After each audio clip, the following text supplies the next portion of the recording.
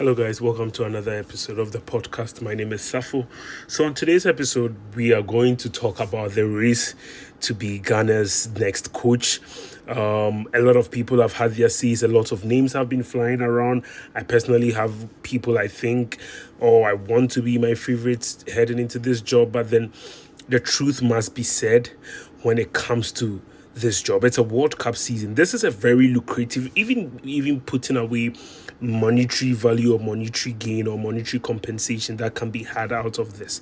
There are so many coaches who would just want the experience to lead a national team into a World Cup or anything like that. So let's not trivialize it. It is a big deal. But then the other side of the coin also is that in as much as it's going to be, it's every most coaches' dream to lead a team into the World Cup. This is not just any task. This is a task whereby you literally have just one friendly game. Because again, as I'm sure you've listened to so many pundits over the time, one friendly game, which is the game against Wales, and then in a week or two you are heading for the World Cup. The match against Mexico, it's played outside of an international friendly window. I think the best thing as Ghanaians we can do is to try as much as possible to get our players. The whole thing of we are using under 23s and local players to play. Yes, we can continue with it, but it shouldn't be a priority. How best can we get? Because not every player in Ghana would probably be playing anything important for their club.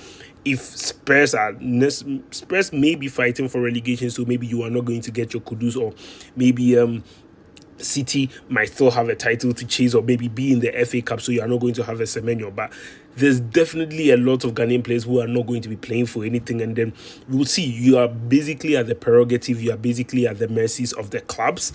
If the clubs would allow the players to come back, it is something worth a try, and I think the GFA are going to try it. One thing we need to understand as Ghanaians is that no matter who is going to be selected, we'd have no other option than to support. As a matter of fact, we didn't like Otuado, but we still supported. So we are always going to support. But then the question is, I want to go through some of the names. I mean, in as much as I'm shocked by some of the names people are putting forward, let's to go through it. And people say Kwesi Appiah. See, when we say Ghanaians have short-term memory, I am old enough to remember Kwesi Appiah in 2014 and how irate I was with Kwesi Appiah when he came out with that interview of, I played the young boys so that when the players get tired, I bring in the better players. I mean, people are for Kwesi Appiah who decided to play Kojo Asamoah as a left back for a World Cup when Kojo Asamoah was undoubted, just because Kojo Asamoah played that in Inter Milan and Juventus, when Kojo Asamoah was undoubtedly one of our best midfielders we could ever get. He decided to play him at left back. We are talking about misprofiling Caleb Urenchi. Kwesi Appiah did that same Kwesi Appiah who did not see the need for Harrison Affo and was playing Daniel Opare against the United States of America team we should have beaten. That's the same James Kwesi Appiah we are talking about. Let nobody kid you. The fact that we played well against Germany does not negate what he did against United States. So I have personally never been a Kwesi Appiah fan.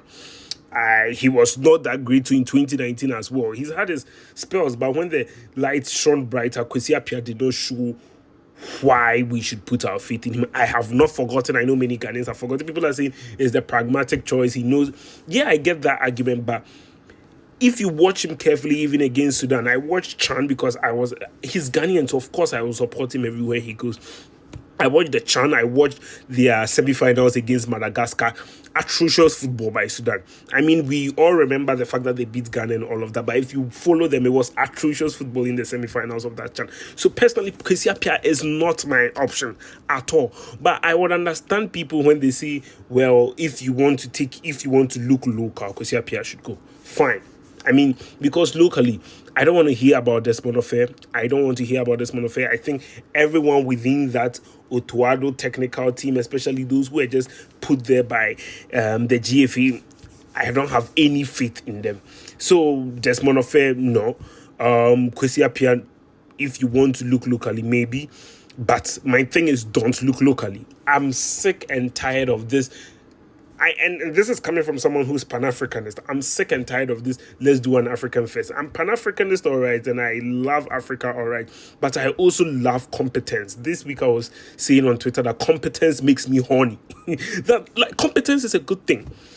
And in as much as we would like to be pro-African, competence should be something we prioritize. And I think the African coaches or the Ghanaian coaches, sorry, not African, the Ghanaian coaches we are just not at that level.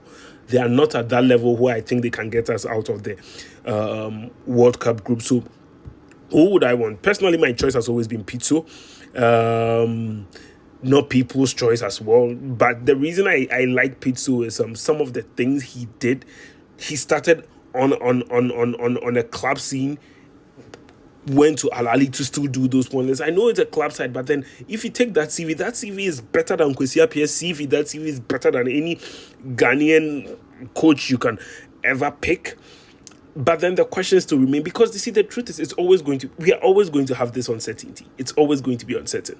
Uncertainty is the thing, and people want to go with the safe choice. See, we are in uncertain times. Otuado should have been gone a long time ago, and he didn't go. And me, I'm like, I just texted coach, and I was telling coach, the biggest person we should be blaming for all of this is Mustafa. Mustafa, the former sports minister. He could have prevented all of this. He didn't look on. He just looked on and was just like, I don't want to talk about Mustafa, but he's someone who blame should be given to. But then that is all said and done. The man has been sacked. Let's talk about the future now.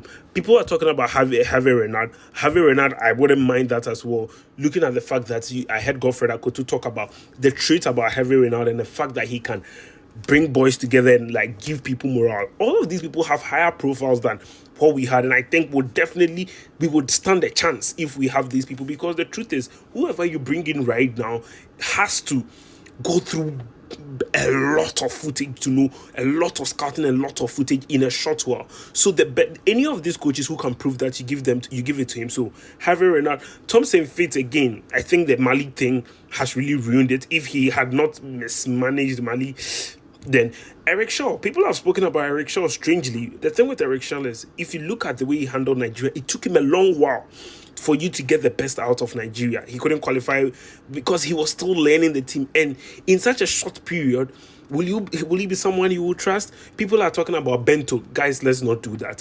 Bento was the coach of South Korea, someone who cannot beat Otuado. And that's the same thing that goes against Thompson Fit. Couldn't beat Otuado. Bento also couldn't beat Otuado at the World Cup. So personally, my choice is Pitso, Hervé Renard. Whoever you want to give among these two, give it to them. But this whole Kwesi Appiah thing should be of last resort.